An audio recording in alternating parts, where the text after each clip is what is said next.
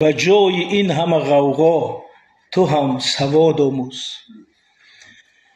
به جای این همه غوغا تو هم سواد آموز. به جای این همه فریاد اتحاد آموز.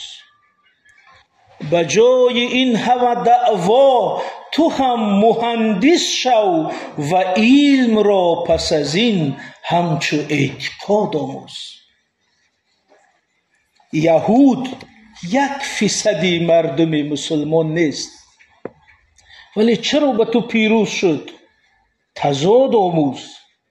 چرا که او به همه عرصه درس میخواند، بشین و راز ترقی این نژاد آموز.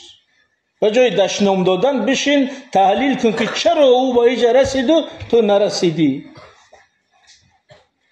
الهیات بیاموختی تو ماشاءالله، کنون سیاست و تاریخ و اقتصاد آموز. نماز و ذکر بیاموختی حلالت باد، کنون معادله و حل و رمز و کاد آموز. تمام ارض خدا مسجد است، میدونی؟ یعنی ما بسیار صرف میکنیم که مسجد سازیم، این کار خیرم باشه. خداوند میگه تمام همین زمین مسجد است، هر جا بخونی تمام ارض خدا مسجد است، میدانی؟ بیا و ساختنی مکتب و زواد آموز.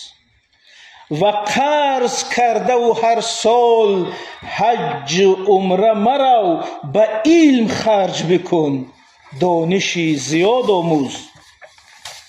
ببین که جنگ معاصر چگونه بیرحم است. مثلا جنگای معاصر ببینید دیگه پرون نیست، همون شهر نابود میکند، به خاک یکسان میکند. ببین که جنگ معاصر چگونه بیرحم است. فناوری نو ارتش و ستاد آموز. تو هم به سقف وطن گنبد ز آهن زن، اداره کردن آب و زمین و باد آموز. خبر رسید که تا نیمه روز در خوابی، یعنی تنبلی یکی از آفت جهانای ما. خبر رسید که تا نیمه روز در خوابی، در اولین قدمت مشق بامداد آموز. فساد کرده و خیریه میکنی، هیهات دیگر تو خیر مکن، ترک این فساد آموز. جهاد اکبر تو حفظ تاجیکستان است. جهاد اکبر تو حفظ تاجیکستان است. دیگر فریب نخور، معنی جهاد آموز.